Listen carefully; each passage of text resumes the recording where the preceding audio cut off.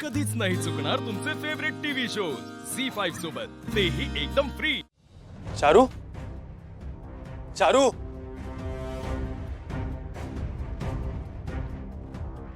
चारू, अगं इथे काय करतेस तू? आम्ही अख्खं गाव शोधलं, माहितीये तुला? घरात कोणालाही न सांगता तू अशी कशी बाहेर पडू शकतेस? अगं दिवसभर होती कुठेस तू? ज्याच्याकडे आपण आपल्या चुकांची कुबुली देऊ शकतो त्याच्याकडे। काय? चारू, चारू तू कुठे होतीस? देवळात होते। त्यालाच देवालाच म्हटलं काय तो मला मार्ग दाखव। मी काय करू, कुठे जाऊ, काहीच समजत नव्हतं। तेव्हा तिथले पुजारी बाबांनी मला समजावलं की तू घर सोडून का आली आहेस हे मी तुला नाही विचारणार, पण शक्य असेल तर पुन्हा घरी जा। कधी कधी आपण भावनेच्या भरात चुकीच्या मार्गावर जातो आणि तिथून परतणं सुद्धा कठीण असतं। याचाच विचार करत इकडे येऊन बसले।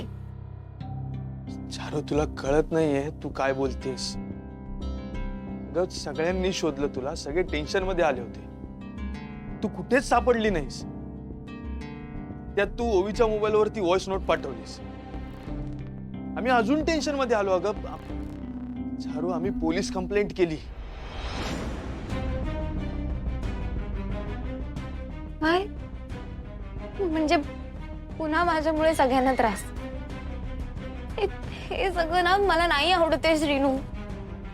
सगळ्याचा विचार तू घर सोडून जायच्या आधी करायला हवा होतास चारू। मला मला माफ कर, पण मी आता काय करू? तू काही नको करूस, तू तू चल माझ्यासोबत। का इथेच बसून राहणार आहेस तू, का अजून कुठे जायचंय तुला? नशीब नेल तिथे जाईन। चारू मूर्खासारखं बडबडू नकोस। तर मुंबईहून निघताना तूच मला म्हणाली होतीस ना की जे झालं ते आपण विसरून जाऊ, नव्याने सुरुवात करू। त्याचं काय झालं मग? चारू हे सगळं वागून ना तू माझ्या मनातली सल अजून वाढवतेस। मी जर तुझ्या समोर राहिले तर ती सल आणखीन तीव्र होईल। श्रीनू, आपल्यात जे घडलंय ते तुला सतत आठवत राहील। तू तुझं आयुष्य नव्याने सुरू करू शकणार नाही आणि मला तुला ह्या त्रासात बघायचं नाहीये, म्हणून मी तुला सोडून लांब जाते। श्रीनू, आपण जेव्हा घरी आलो तेव्हा तुझा पडलेला चेहरा खूप काही सांगत होता। हा कोणाचं लक्ष नाही गेलं, कारण कदाचित परिस्थिती तशी होती म्हणून। पण श्रीनू, मी तुला असं नाही बघू शकत। तू असं सतत गप्प राहणं मला नाही सहन होतंय। तेव्हाही मी तुझ्या समाधानासाठी तुझ्यापासून लांब जात होते आणि आत्ताही तुझ्या सुखासाठी मी तुझ्यापासून लांब जाते। प्लीज प्लीज मला समजून घे।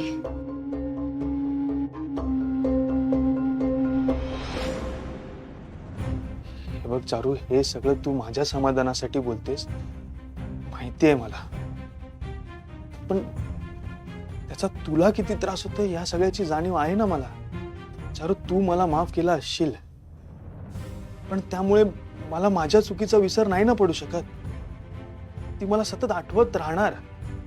बघ चारू, कदाचित मी हे सगळं ओवीशी बोलल्यानंतर, तिला हे सगळं सांगितल्यानंतर माझ्या मनावरचं ओझं थोडं कमी होईल। अगो, मी म्हणते लाज कशी नाही वाटत तुका? आ? ज्या घरातून तोड वर करून गेलास त्याच घरात परत येऊची हिम्मत कशी झाली तुझी? लोकांका ना गोड गोड बोलून आपल्या जाळ्यात खेचायचा ता बरा जमता तुका, पण आता ना हे का मी या घरात टिकू देणार नाही।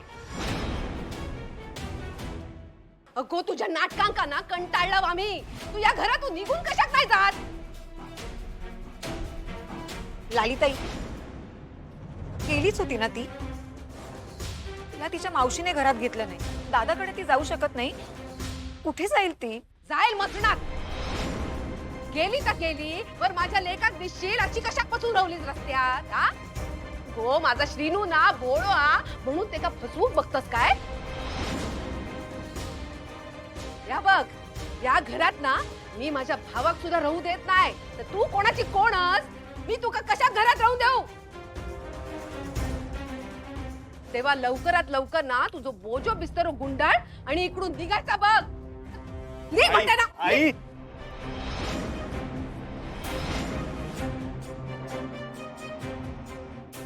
तुला अचानक तिचा एवढा राग काय यायला लागलाय मला कळत नाहीये.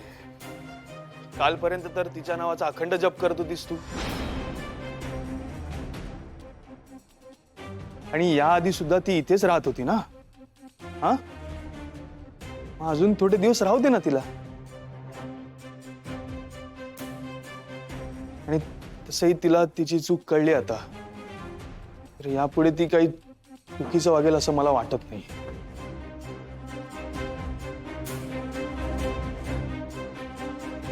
त्यामुळे प्लीज कोणीच तिला उगाच काही बोलू नका. ए श्रीनू, काय बोलतोयस तू?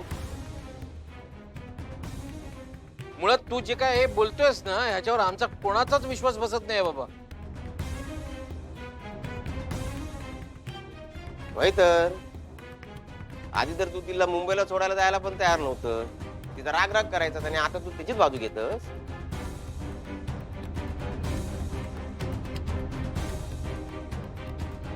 हो मामा, अरे खरं आहे, पण सगळे तिच्याशी असं वागतायत म्हणून आपणही तसंच वागलं पाहिजे असं नाहीये ना. हा मग नको वागूस. हा नको वागूस. हिच्याशी लग्न करणारच करतालायस, बोल ना. आई, अगं उगाच भलते सलते अर्थ काढू नकोस. चारूने सुद्धा माझ्याशी लग्न करण्याचा हट्ट आता सोडलाय.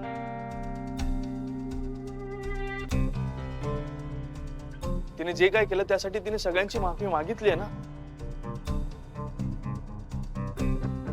मग आता राहू दे ना तिला थोडे दिवस इथे. कशाक?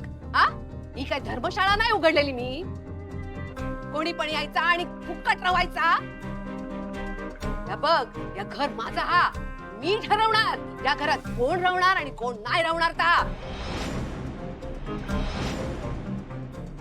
तेव्हा हिच्यासारखी कारस्थानी पोरगी माका या घरातच काय अख्ख्या गावात पण नको. हा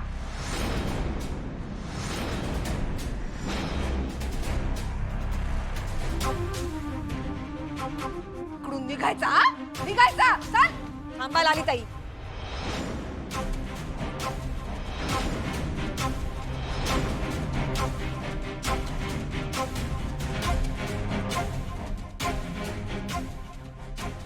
चारू भाची आहे माझी. आई झालं तरी आमचं रक्ताचं नातं.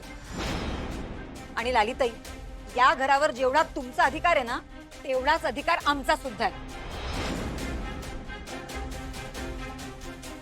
त्यामुळे चारू इथेच राहील माझ्या सोबत.